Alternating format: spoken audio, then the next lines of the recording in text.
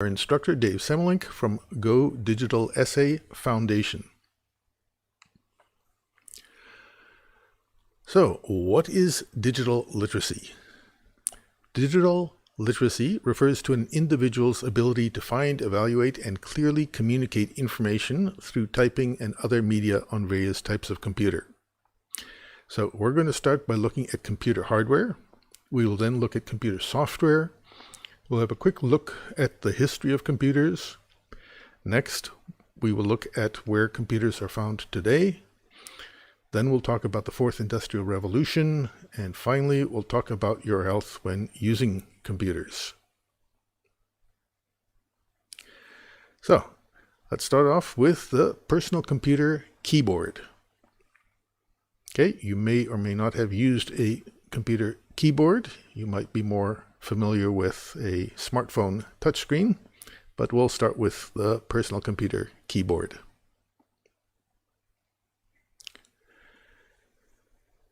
Okay, there's several groups of keys.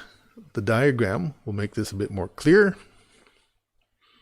So we've color-coded the keys on the keyboard in the diagram. Some keyboards have fewer keys to save space. The missing keys are accessible via a function button, or FN. A laptop keyboard usually is smaller and has a trackpad. Some full-size keyboards also have a trackpad. Some keyboards fold up so they don't take up space while traveling, but have all the keys found on the full-size keyboard. Some keyboards are flexible so they can roll up when traveling. Some keyboards are wireless. They communicate to the computer via radio signal. And some keyboards are simply different.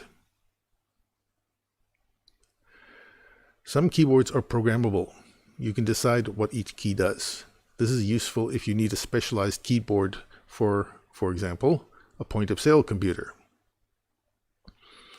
Okay, what is this? So that's a mouse. Moving the mouse moves a pointer on the monitor. A mouse usually has a left and right button and a scroll wheel. A trackpad does the same as a mouse, but instead of moving it around, you move your fingers around on the pad. The keyboard together with the mouse or trackpad are the main inputs to a computer. Okay, can you think of other inputs? Okay, we'll talk about all the other inputs a little bit later on. Okay, this is a monitor, or we call it a screen or a monitor or display. This is the most common output of a desktop computer or a laptop computer. And again, there are many other outputs that we'll talk about just now. Okay, most monitors, we talk about them being in landscape mode. By landscape mode, we mean that the screen is wider this way and shorter that way. Some screens allow you to turn the screen so that they are wider up and down and narrower from side to side. And that's better for when you're, say, word processing and you want to see a whole page at a time, but it's not so common. We mostly see it in landscape mode instead of in portrait mode. Okay, today monitors are very thin. Not so long ago, they were much bigger and heavier. You might still see monitors that look like this. They've got a huge back on them. They're very heavy and bulky, but these are disappearing now. And for a long time, monitors were monochrome. They were just one color. You had a black background, and then it was either white or green or yellow. The graphics also wasn't very good. We say the resolution is low because the graphics on the screen are made up of dots, and if you don't have very many dots, then everything looks very rough and ragged.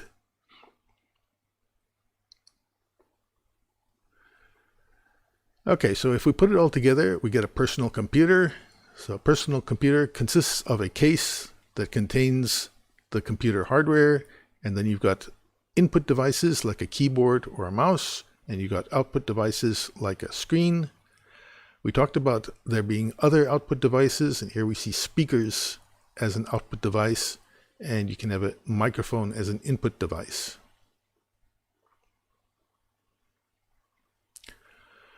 Okay, these days the case can be very small. It can even be mounted on the back of the monitor or even inside the monitor. And here we've got a very small computer, personal computer, in a very tiny case. The block diagram of a computer shows that it consists of input devices, output devices, a central processing unit, primary storage, and secondary storage. So here we've got the block diagram, and we can see this is our central processing unit. We've got primary storage, which is temporary storage, and we got secondary storage, which is permanent storage. You've got input devices and output devices. So all computers consist of those four main parts. The PC case contains a motherboard which holds the CPU and primary storage, or random access memory, or RAM. The motherboard will also have connectors for cables to secondary storage and other input-output devices. It also has expansion slots. These are used to add peripherals like video, audio, network storage, and other things to the computer. But most of these today are found built into the motherboard. It is still common for some users to add a more powerful graphics card. The CPU can get very hot, so it usually has a big heatsink with a fan on top of it to keep it cool. There are brackets in the case for secondary storage, like hard drives and other devices like CD-ROM drives, floppy disk drives, and so on, but these are not so common anymore. The case will also have a power supply unit, or PSU, fans, connectors to the front for audio in and out, and USB, and indicator LEDs. Okay, so if we take a look, here's our PC case with the cover off. We can see a motherboard. On the motherboard, we've got the CPU. We've got RAM, we've got video, there's connectors to plug in more cards. Then the case has got brackets for holding a hard drive. It's got bigger brackets for holding CD-ROM or DVD drives, and these are connected via cables to the motherboard. The power supply is here, PSU, and the fan keeps the case cool. It keeps everything inside the case cool. The CPU you see here is missing its heatsink and fan. We can see here, this is a heatsink with a fan on it that keeps the CPU cool. If the CPU overheats, it slows down and it can be damaged.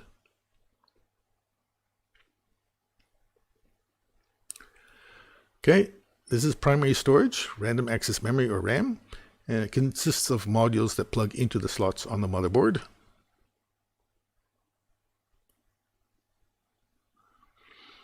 The secondary storage is hard drives. Hard drives were the most common form of secondary storage for a very, very long time, but today we'll mostly see solid-state drives, SSDs. They do the same thing, but they're much smaller, they use less energy, and so on. Removal storage lets you back up data and programs and copy them from one computer to another. Personal computers used to have floppy disk drives. These are different sizes of floppy disks. These are the floppy disk drives. We also had CD or DVD disks, which are optical disks with an optical drive. But today, most of the secondary storage is done via memory sticks, which plug into USB connectors, or external drives, which also plug into the USB connectors on your computer.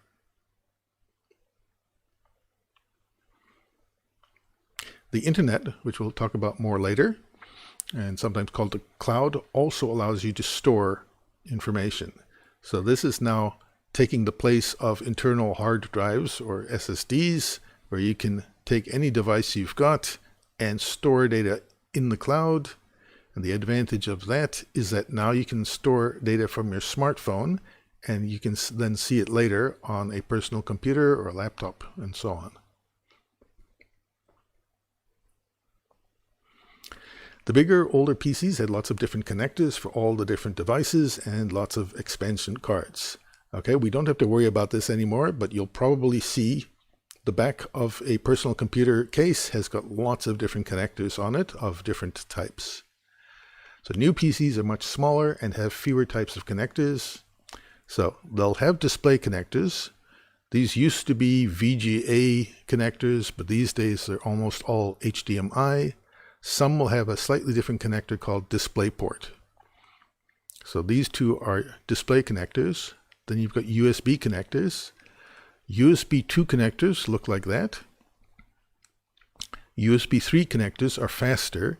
They look the same and they work the same. You can plug a USB 2 connector into a USB 3 port, but they can be faster if you've got USB 3 devices. And they're blue so that you can tell the difference between them and USB 2. And finally, we've got USB-C. USB-C works in the same way as USB 3 and 2, but it is faster, it's a smaller connector, and it's got the advantage that you can plug the connector in either way around. Upside down or right side up, doesn't matter. With all the other USB connectors, you have to be very careful to plug it in the right way around. Okay, this also has got audio inputs and outputs. You can have microphone and speaker outputs, microphone inputs and speaker outputs, and this has got a few other audio connectors. This one also happens to have a Wi-Fi antenna connector. It's got two Wi-Fi antenna connectors. Some personal computers have got Wi-Fi built in, and then you can have an external antenna to plug into those connectors.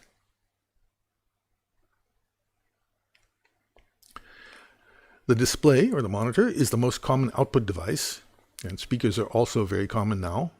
Another very common output device is the printer. The most common printers today are inkjet and laser. Inkjet printers spray tiny droplets of ink onto the paper. Black and white printers use black ink.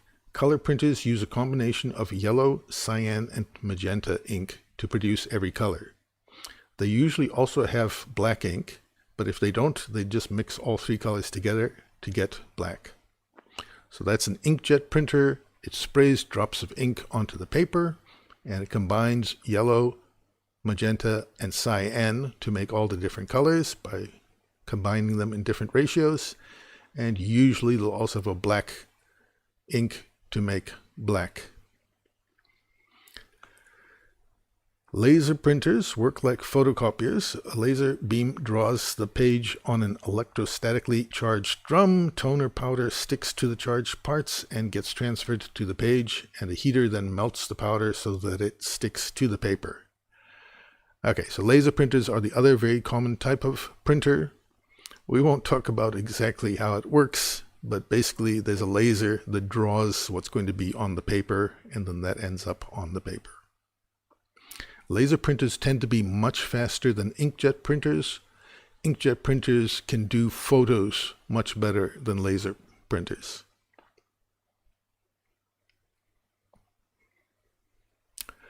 Printers are often combined with scanners in a dual-purpose input-output appliance. These can also be used for copying and faxing, sometimes without even using the PC. Okay, so this is an inkjet printer that also has a scanner on the top. This scanner is a single-page scanner, so you can put in one page, scan that. You can use it for copying, or you can use it to scan and put an image into your computer so that you can do something with that image. And here's a laser printer, and it's got a multi-page scanner on top. So you can put several pages here, and it will read them one by one. It will scan them one by one.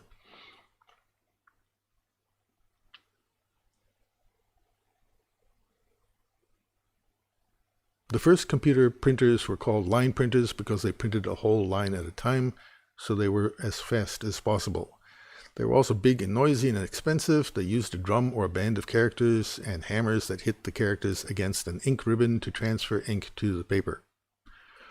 Okay, we're not going to worry about this anymore. These were common years ago, but they are very quickly disappearing now. You might have seen the computer paper that has got sprocket holes on the sides, and it was fan-fold paper, so all the pages were connected together. When you're finished printing, you would tear them apart and tear the holes off of the sides to get your printed pages. Dot matrix printers were smaller and cheaper than line printers, but they're still noisy and the text didn't look great.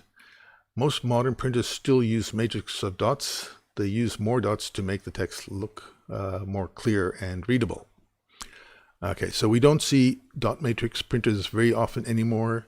You might still find them as point-of-sale printers. Daisy wheel printers, on the other hand, printed full characters. The quality was better than early dot matrix printers, but they were limited to the characters that were on the wheel and were slower and more expensive. And again, these have now completely disappeared, but they had a wheel, which is why they're called a daisy wheel printer.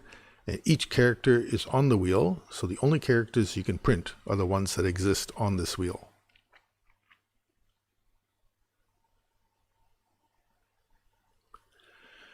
Okay, so we've looked at computer hardware, but what does a computer do? Computers execute code. Code is a set of instructions that tell a computer to do something. This is also called a program or software. A software engineer, computer programmer, or coder creates this code. There are several types of programs. The most common types are BIOS, operating systems, applications, and services. Okay, so we say that the hardware is running code, and the code it runs is BIOS, operating system, applications, and services. An operating system tells the computer how to behave. You might already be familiar with one or more operating systems. The most common operating systems for PCs are Windows and Apple's Mac operating system and Linux. The most common operating systems on smartphones are Android and Apple's iOS. An application tells the computer to do something that is useful to a person. There are many applications, and the list is growing every day. A service is like an application, but you use it indirectly. It runs in the background, waiting for requests and then responding to those requests. We'll talk more about services a bit later. So let's start with the BIOS. BIOS is installed at the time of manufacturing the computer and is the first program that runs when a computer is turned on. When you turn on or reboot a personal computer, you might see something like this. Briefly, this is the PC startup screen, and it displays some information about the BIOS and lets you go into the BIOS setup screen by pressing the delete key in this case. Okay, so when you turn on a personal computer, especially the older ones, you might see something like this. You don't have to worry about this, but it's interesting to note that this is software that runs every time you turn the computer on.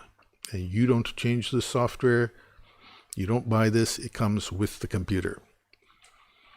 And you can do things with a BIOS when it turns on by, in this case, you press the F1 function key or the delete key to enter setup.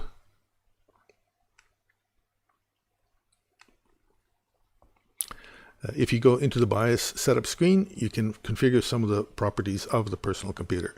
Normally you do not need to do this, and if you don't know what you are doing, you could stop the computer from working.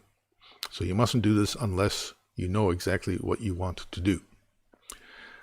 This is the old BIOS. It was very simple. The newer UEFI, or Unified Extensible Firmware Interface, has a graphical user interface and can make use of the mouse. Like BIOS, UEFI is installed at the time of manufacturing and is the first program that runs when a computer is turned on.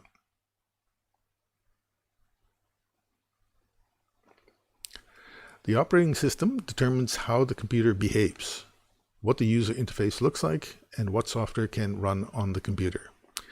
The desktop, or the user interface, is the most obvious indication of what operating system is running, but there is a lot more to an operating system than just the desktop. Linux is a very popular operating system. It is based on Unix, an old operating system, but it is open source and free. You can download it and do not need to pay to use it. There are many different versions of Linux. One very popular version is named Ubuntu. It was named by South African entrepreneur Mark Shuttleworth, who's the owner of Canonical Limited, who launched Ubuntu in 2004. Others are Mint, Red Hat, OpenSUSE, and Chromium operating system.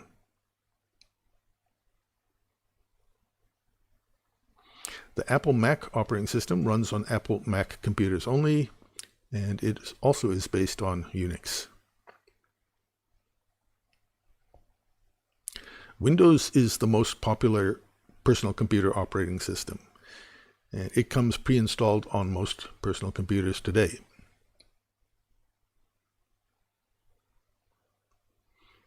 Smartphones also have operating systems. The two most common are Apple's iOS, which only runs on the iPhone, and Android, which runs on most other smartphones.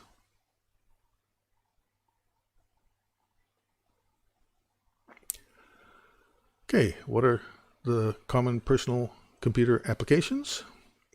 Well, one of the most popular applications is the Internet browser. As with many applications, more than one supplier makes Internet browsers.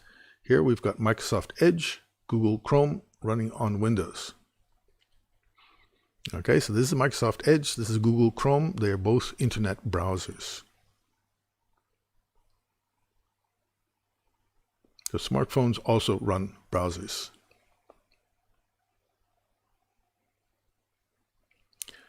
Okay, some other applications. Well, we all know that there are games. So games are a very popular computer application. There's a group of applications called personal productivity applications or office applications because they are often used in offices. They will typically include these applications: email, word processor, spreadsheet, and presentation. Some others include databases, publishing, drawing, and there are other common office applications. So each one of these is an application, but they're often grouped together as a personal productivity suite of applications. Email applications let you send and receive email.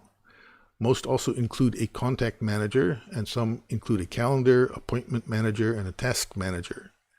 Okay, so email, you might be familiar with this. It lets you send email and receive email from your friends and from businesses and from other people.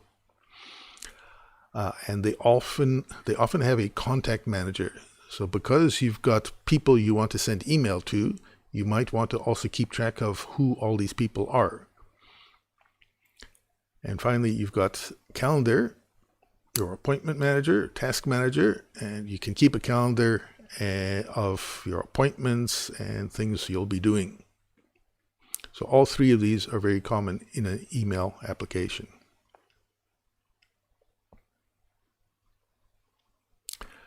Word processors allow you to type letters and documents.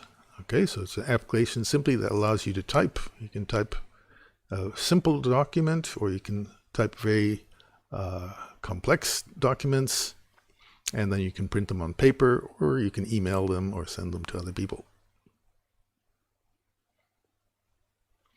Spreadsheets allow you to manage and manipulate arrays of numbers and other information and to do calculations on them. They can also make graphs and charts from the information. Okay, so a spreadsheet simply has columns and rows where you can put in information.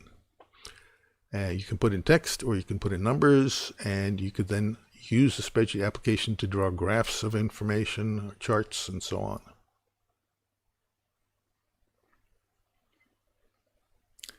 Presentation applications let you create presentations. What I'm doing right now is a presentation. So I've put things together that I want to show people, so I use a presentation application to do that. There are many other applications that can make up a personal productivity suite, and these just happen to be different applications that come with one particular Office suite.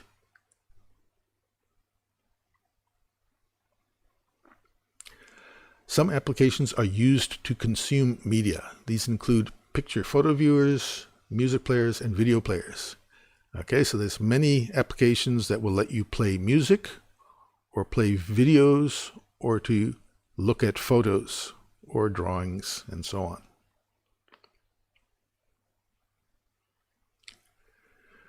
Now, apart from consuming media, you can also create and edit media with image and photo editors, music editors, and video editors. Okay, so here we've got an application for editing videos. So you can create a video that produces a video file that you can then send to other people. You get music editors that lets you take music or sound, any types of sound, and create a sound file. And you get photo and image editors that lets you take a photo and make changes to it and then create a file with photos in it. There are many other applications. In fact, there are applications for almost anything you can think of. And if you find something where there's no application, you could write an application for it yourself.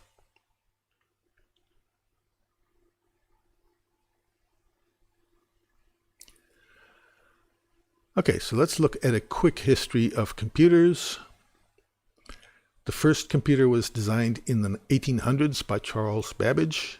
It was mechanical, using gears, pulleys, wheels, cams, shafts, and so on, and it would have been powered by a steam engine if it had been built. It never was built because it was too complicated for the machinists of that time. And just by the way, what do you call a person who invents something that is impossible to make with the technology of the time? We call them a visionary. Babbage hoped that one day calculations would be executed by steam power instead of people's brains. Okay, so he invented this thing. It would have worked if it could have been built. They did try building small parts of it, but it was just too much and too difficult for the machinists of the time to make a working computer out of it. But he came up with all the concepts for getting information into this thing and getting it to do calculations.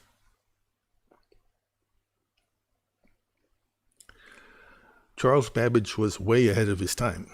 Now, prior to his computer, the only machines that helped to do calculations were the abacus, invented about 2,000 years ago, and Pascal's calculator, invented in the 1700s. But for 100 years after Charles Babbage, calculators improved, but no computers were built. Okay, so that's the abacus. You should have seen this in school. These are various mechanical calculators built over the years. This, by the way, is the last calculator ever to be built before electronic calculators took over.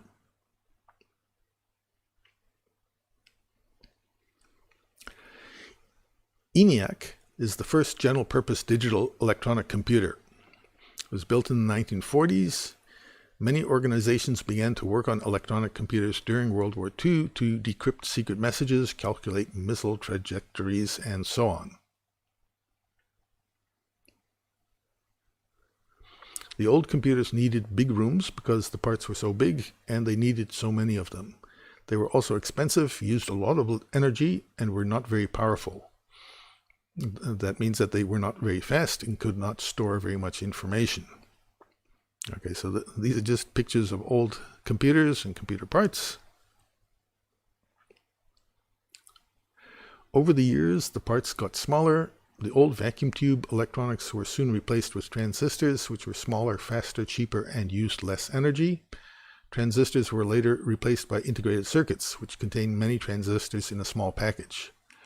Okay, so we see these people, they're holding, this is a very old storage unit. It stored one character.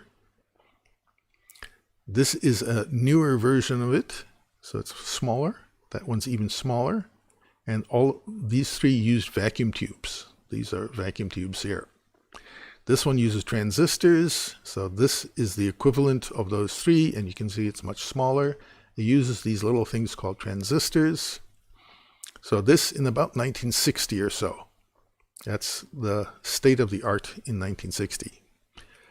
Later on, integrated circuits would replace transistors. This integrated circuit can hold hundreds or thousands or millions or even billions of transistors.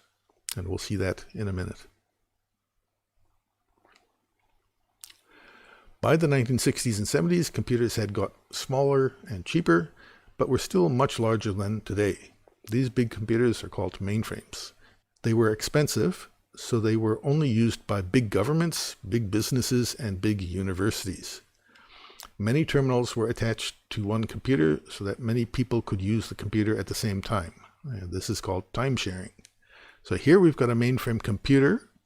Here we've got one terminal, but many of these terminals could connect to this one computer so that many people could be using the computer at the same time.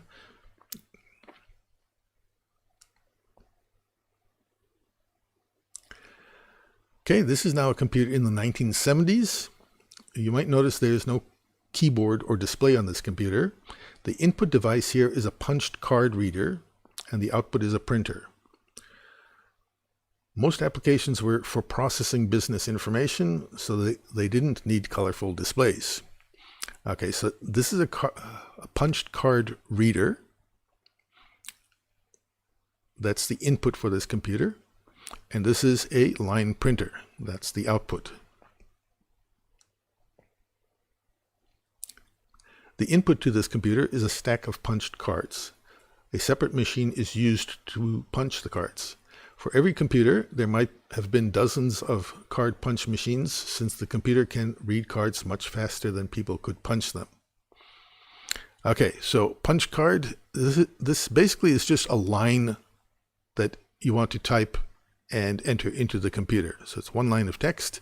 You punch this card in a punch card machine. So you've got a bunch of blank cards here. You type what you want, and each card will have one line of information. After punching it, you end up with a pile of cards. You then take those cards and you put them into the computer, and it reads the cards. And again, you could have dozens, hundreds, lots of people doing their own stack of cards, and the computer can read them very, very quickly.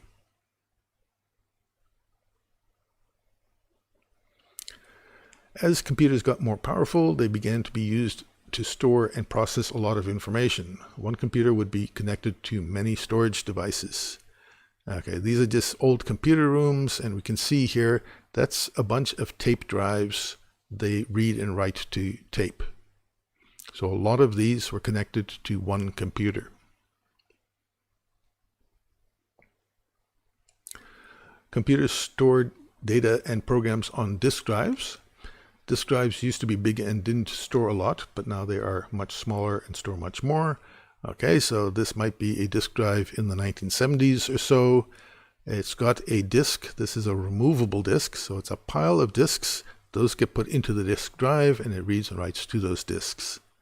Today, or since the 1980s or so, we've been using smaller hard disk drives, and inside the hard disk drive, again, it's a stack of disks. You've got a little head here that reads and writes magnetic pulses to the disk.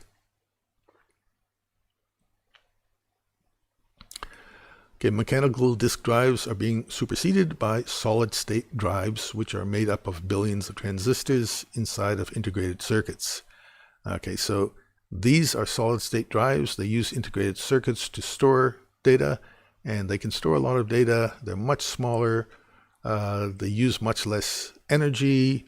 They're much faster. They're more reliable, and so on. So these are very quickly replacing the old mechanical disk drives. Okay, to store even more data than could fit on a hard disk, data used to be stored on removable magnetic tapes. The tapes were kept in cabinets and mounted on the tape drives when they were required. Okay, so we saw this photo. There's a bunch of tape drives here. Each one reads and writes one tape. Here we see a bunch of tapes that are ready to be read or written. And when you needed a tape, you take it out of the cabinet. You might put it here temporarily. Then you take the tape, you put it into a tape drive, and the computer would then read and write to that tape.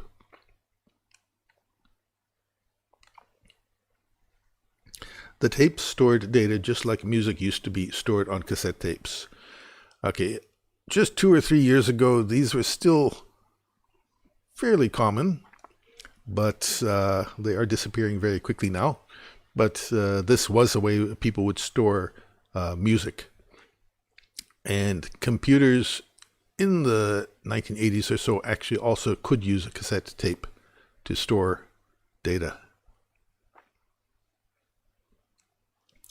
Today we store data on thumb drives. These store millions of times as much information as the old tapes did. Okay, here's a USB thumb drive. And this one can store 128 gigabytes of data, which is much, much more than this cassette tape could hold. From the 1940s to the 1960s, computer memory modules got smaller as technology improved, but they were still big. The modules in this photo store 8 bits, 1 byte or 1 character. To store more than 1 character, the old computers had many of these cards.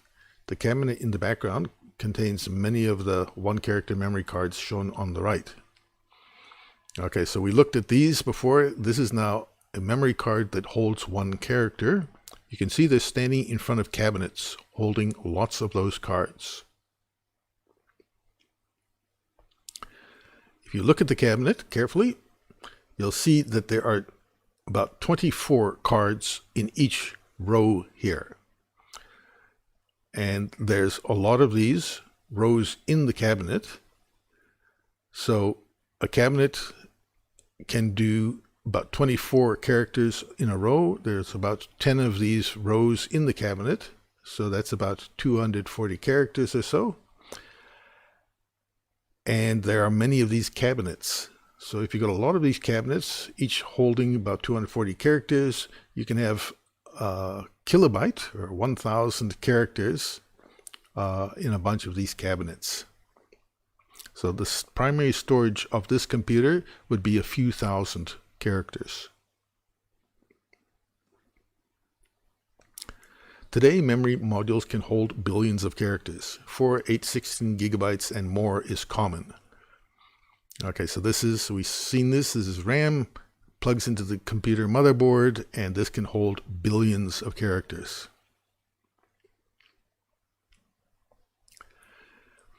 In the 1970s and 80s, computers continued to become smaller and cheaper. Mini computers were smaller and cheaper than mainframes.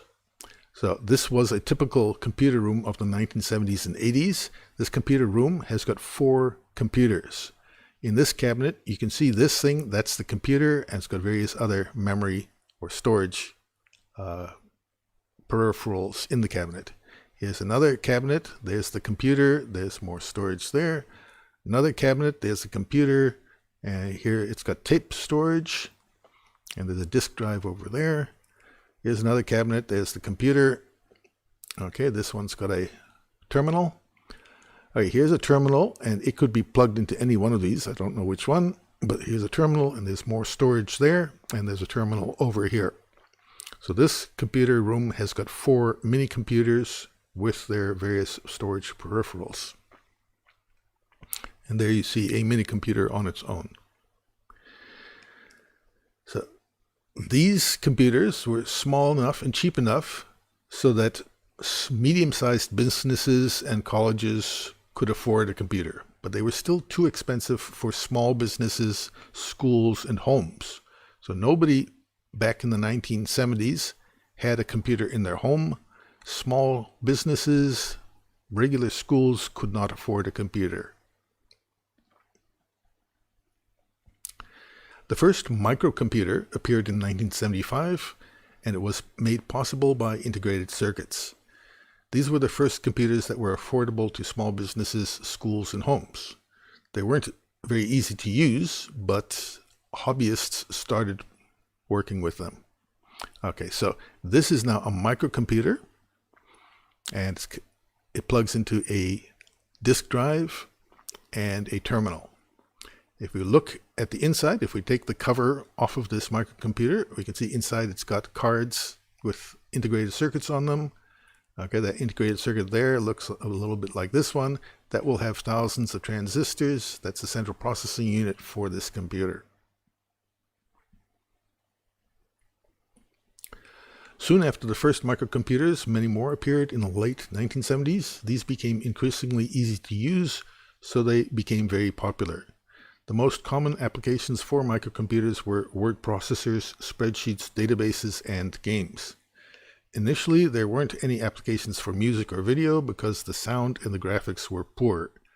Okay, they did not have high resolution screens, they didn't have color screens, so video and music didn't work very well. They also didn't have microphones or speakers.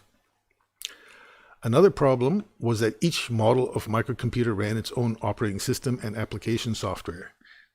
This meant that the computer you owned could only run the applications made for it, and it was difficult to share data between computers.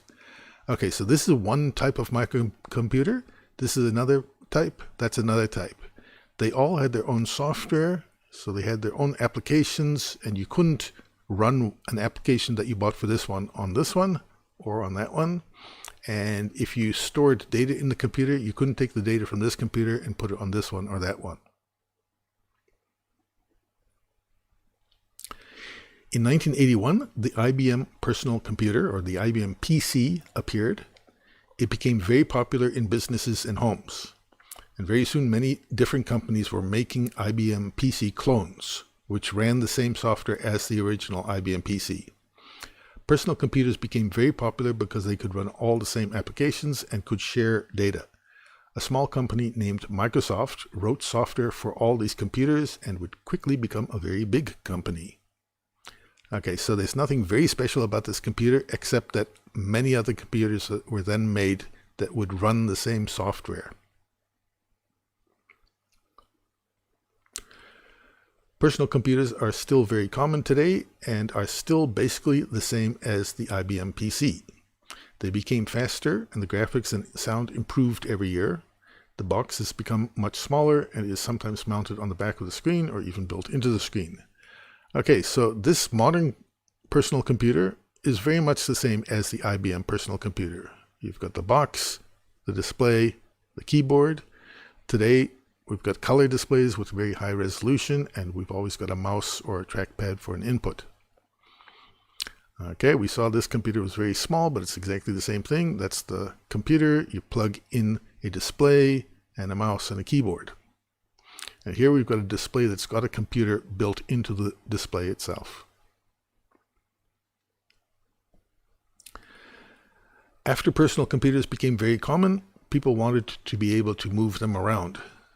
These are early portable and laptop personal computers. This was the very first portable computer. It was pretty heavy, pretty bulky, but you could carry it around. You would connect the keyboard to the case, and it would have a handle then so you could carry it around. These are early laptop computers. They're a bit clunky and big, but they were much better than that, obviously. So modern laptop personal computers now are much lighter, much thinner, smaller, and they've got much higher resolution, bigger displays, and they all have microphones built in, cameras built in.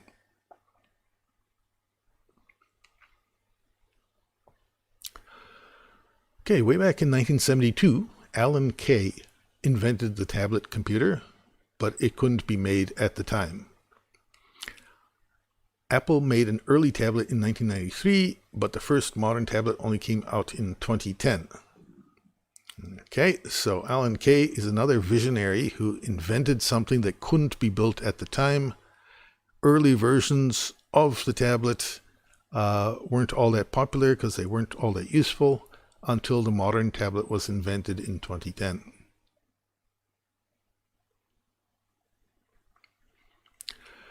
A tablet computer doesn't need a keyboard or mouse or trackpad. It has a touch screen.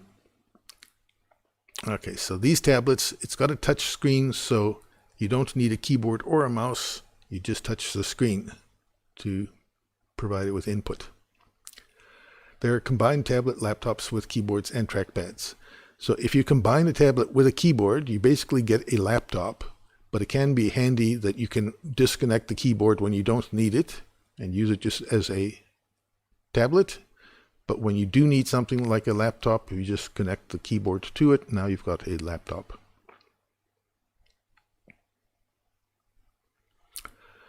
Okay, the first cell phones that appeared in the 1980s were analog.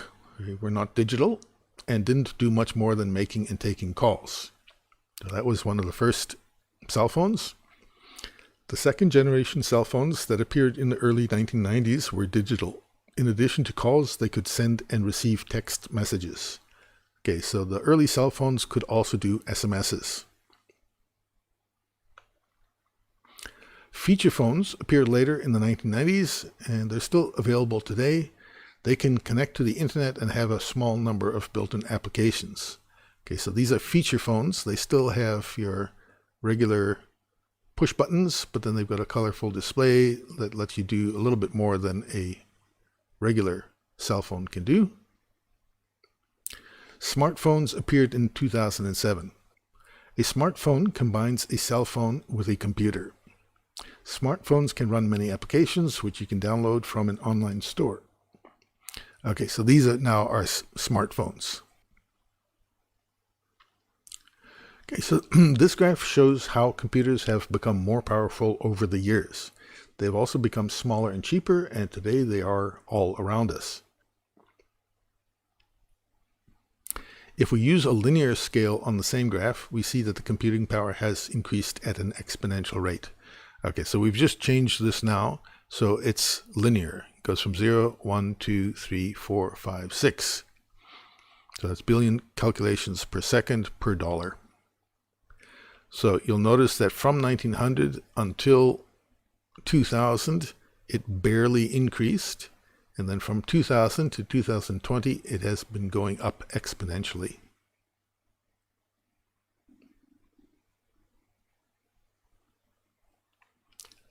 We have seen that computers used to be big and expensive, but over time they have become small and affordable. So far we have been looking at computers working on their own, but computers are now being built into other devices. Devices that have built-in computers are sometimes called smart devices, and today there are lots of smart devices. Smart watches don't only tell the time, they can show you messages and reminders and let you know if you are getting enough exercise and enough sleep. Okay, so smart watches have become very popular today because they can do so much more than just telling you the time. Digital cameras have built-in computers. They can have touch screens so that the user can control them. Okay, so these are just various digital cameras, and you'll notice that they've got a screen.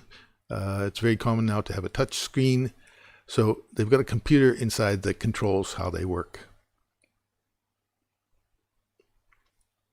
Smart devices in the home can include things like a smart thermostat. Okay, this controls the temperature in the house, but it's controlled by computer. A door lock. There's a toaster, a pressure cooker, an induction stove, a cappuccino machine, and a fridge. All of these have got built-in computers. You'll see that this fridge has got a screen on it, so you can use this to do various things in the home. Smart speakers or home assistants. These are computers with a microphone and a speaker, and they're connected to the internet. So it's a bit like a Bluetooth speaker. If you've heard of a Bluetooth speaker, that's a way that you can have a speaker that you can listen to music from your phone via Bluetooth. But these now are smart speakers or home assistants, and it's got a computer and it's connected to the internet. It can control all the smart devices in your house using voice commands. This is the smart home. Smart speakers or a smart fridge can be used to control and monitor every smart device in the home.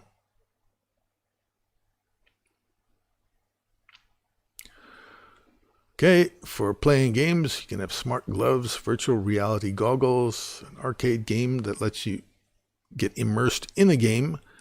Okay, so you see and you hear, and you've got controls connected to a computer, so while you're playing the game, you can see and hear and feel things.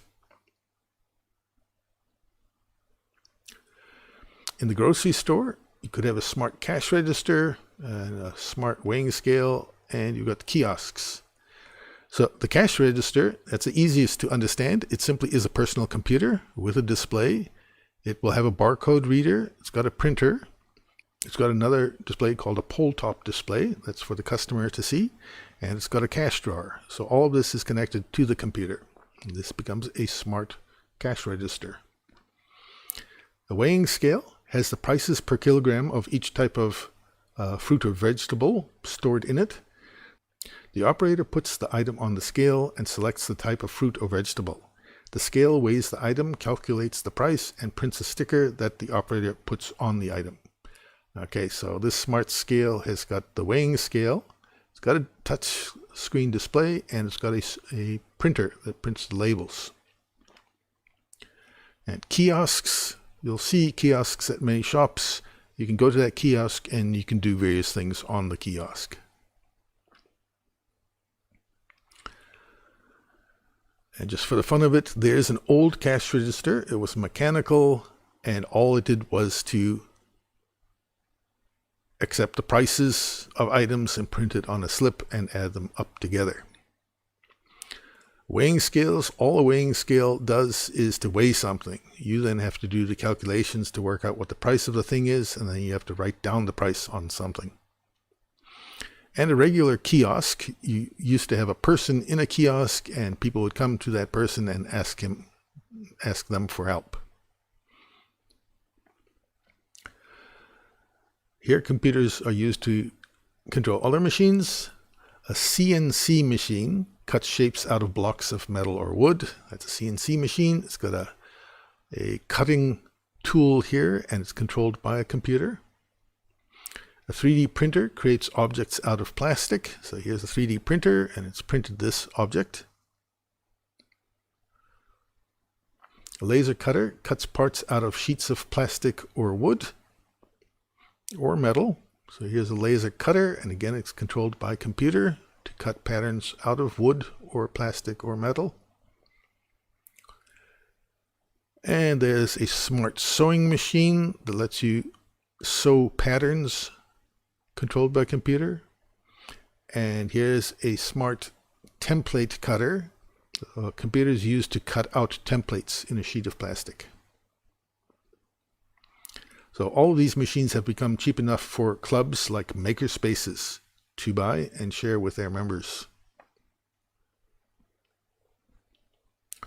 Self-driving cars use computers to detect their surroundings and control the car. Okay, so this is going to become common very soon. So you've got a car, but it's self-driving. In this case, you can see there's detectors put on top of the car, so these cars can all drive on their own. If these are taxis, then you call the taxi, it comes to you, you get in, and it takes you to your destination, all without a driver. Smart farms are becoming essential to help feed the world's growing population on less land. Okay, so here we've got a machine that feeds the cows. Here we've got some other kind of machine that keeps track of the cows. It can weigh them. It can tell if they're getting sick. It can tell you where they are in a field and so on. And here you've got a machine that plants seedlings in the field.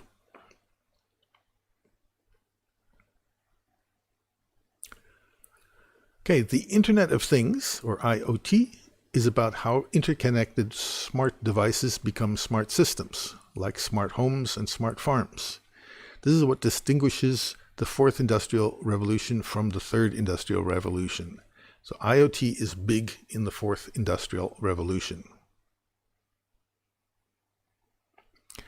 Okay, so what is the fourth industrial revolution? We are now in the fourth industrial revolution. So let's just look at the earlier ones.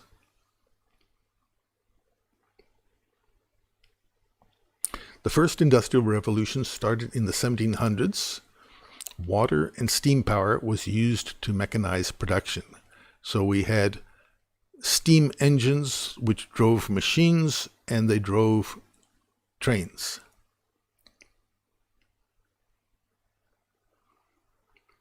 The second industrial revolution started between 1870 and 1914. Electric power, mass production, and radio and telephone communications changed the way we live. Okay, so we've got mass production, mass-produced cars on an assembly line. So the cars were made much faster, much more cheaply. We had telephone communications. We had recordings. We had lights. We had the airplane.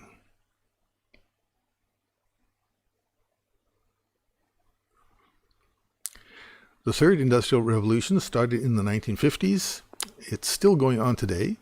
Electronics and information technology was used to automate production.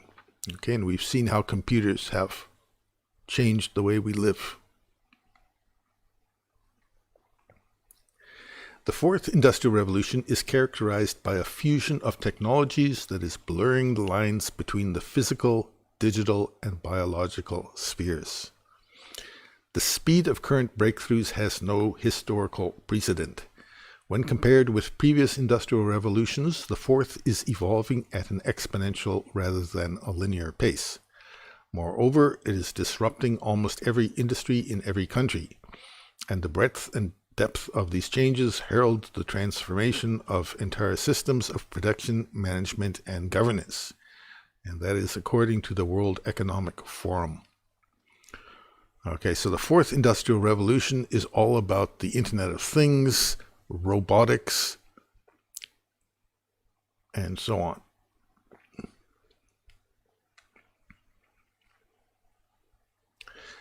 There is no precise beginning and end to each era, and there is some overlap between them. That is why we can be in both the third and fourth at present. You will also notice that each revolution arrives sooner than the last one. Some people are already asking when the fifth industrial revolution will begin and what it will be all about. Okay, well, the fifth industrial revolution has started.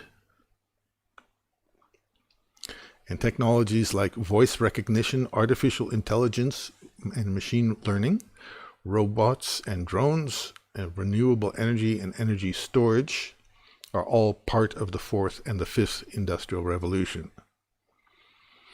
And the main consequence of all of this is the automation of many jobs. Okay, computers definitely are taking over jobs from people.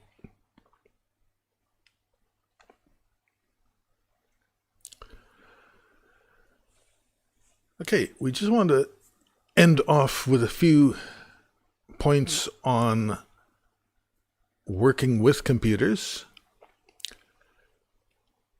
If you're in a computer lab at your school or at a computer center, you must not bring food or drinks into the computer lab, and you want to wash your hands before using the computer. Okay, a dirty computer is unhealthy.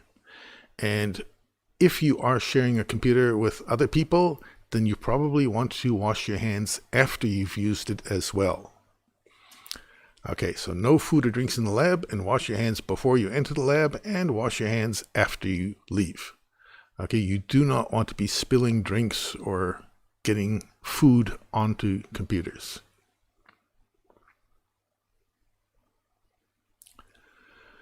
Okay, sitting at a computer, well, coding should not be bad for your health. You need to take care of your body and your eyes. So when you're sitting at a computer, you need the correct posture. Okay, you need to sit up straight. You mustn't lean over the computer. This is bad for your back. And you want to keep your eyes half a meter away from the screen, and every 20 minutes look at something 6 meters away for 20 seconds. Okay, in America, we call this the 20-20-20-20 rule, because you're keeping your eyes at least 20 inches from the screen, and you take a 20-second break every 20 minutes to look at something at least 20 feet away.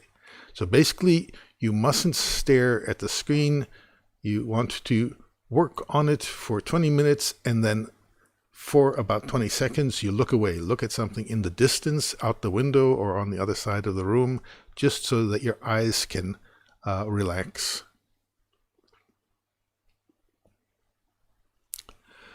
Okay, so now you know what digital literacy means, and your own digital literacy should have improved, let's hope. So in coming sessions, we will learn about coding. So we'll see you then.